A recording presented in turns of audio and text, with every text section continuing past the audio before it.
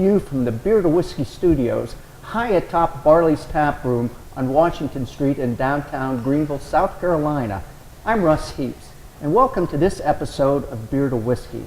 This is one of our Big Jon and Five segments where my good buddy, Big Jon Richards, who is renowned in this area as a beer expert, picks out a beer, and we just sort of talk about it. So let's get to it.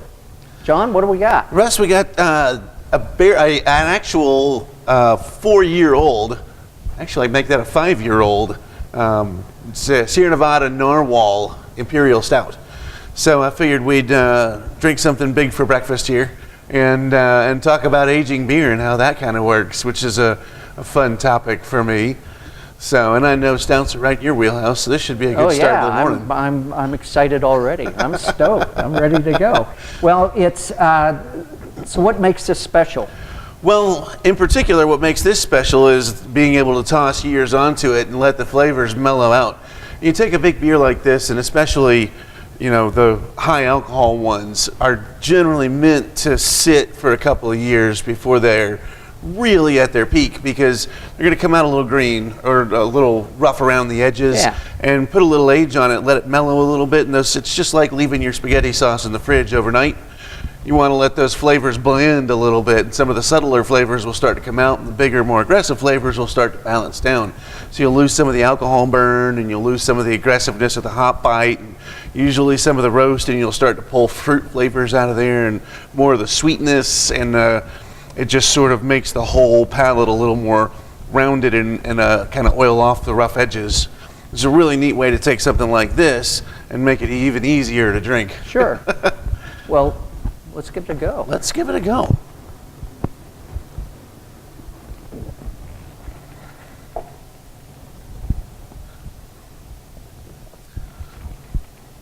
lot of chocolate. Yeah, a lot of chocolate. You pull some of those like raspberry and dark, it's got a little bit currant flavor going on in there. It's got a deep kind of fruit thing going on as well. Yep, you don't get any of that real alcohol burn.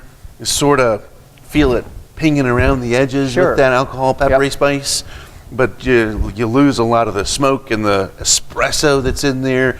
You lose most of the hop bite, and you just get this real smooth, rich. I mean, you smoke a cigar with this thing. Yeah. Yep. Or sit down and have a meal with it. That's all we're missing is a cigar. Next time. Next time, yeah. Well, I mean, it's hard enough putting this thing together without worrying about cigars and ashtrays and cutters and lighters. So, what's the alcohol content? What's the ABV? It's a 9.6er, so it's not over the top, but it's still a big beer. Packs a little punch. Yeah, and if you sit and age it a little bit, they'll typically get a little bit more alcohol going on, but it's usually not a significant difference. It's not going to go from 9.5 to 13, right? But it might go from 9.5 to 10. Yeah. So you're probably drinking something a little bigger, and the longer it sits and ages, the more chance you have of that happening.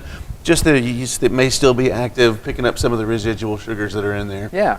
Yeah, it's like eating a piece of bread with chocolate syrup on it. Yeah, it is. What it's like. Yeah, it's good stuff, though. Yeah. Is this a regular seasonal for Sierra Nevada? This is their big winter seasonal or Christmas. Well, so you get of the big series. This is the one that comes out in late fall, early winter, and then you get the Bigfoot that's just starting to land their barley wine. Okay. So one of their seasonals, once a year beer, great for aging.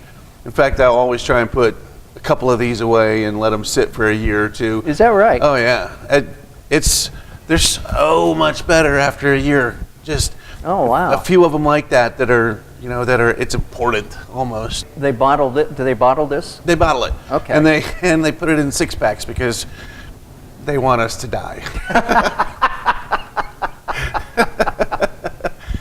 I didn't say that. He'll edit that out. This is really my kind of beer. This is. You could only, sensibly, if I was at home, I might try and down 2 of them. But if you're out somewhere and you've got to actually get yourself home, I wouldn't do more than one of these. Right. But it's not because it isn't good. Right. No, it's built for that. I mean, this is a little 10-ounce size of a beer that we've got here, but even me sitting somewhere at a bar, I'd spend an hour probably with this. Right. Just let it chill, let it mellow, let the temperature raise a little, because the closer it gets to room temperature, the more you're going to taste. But good food beer as well. You know, same principle. Take you the whole way through your meal on one beer. Right. Yep. It would be good with, I would think, maybe a Philly cheesesteak sandwich. No, you said chili, and that's what it would be good with. Yeah, that would be good too. Anything spicy or big and savory is going to complement this well. And this is a great dessert beer too. Wow. People don't give beer enough credit with dessert. This is my Stump John question. Do you know what the bitterness is? The IBU? The IBUs? I don't. As we've said, it could be pretty high. It probably is. And in an Imperial Stout, I would expect this at 9.5% to be like probably 70 IBUs. Yeah. Maybe even a little more. Because that you have to balance the big residual sugars back with some amount of bitterness. Right. Or it just is going to get cloying. Right. As you know, I don't put a whole lot of stock in I know. IBUs, so I don't off the top of my head, but that's what I would expect. All right. Well, it will be, I'll research it and stick it on the end of the piece anyway, so the viewer will know. Then the world will know if I was right. Yes, exactly. That's not fair. Anything else? No, I think that's pretty much covered it. I think we should send this one off into the stars. Yes. Cheers. Cheers. Thanks, Miss Lily. See you next time.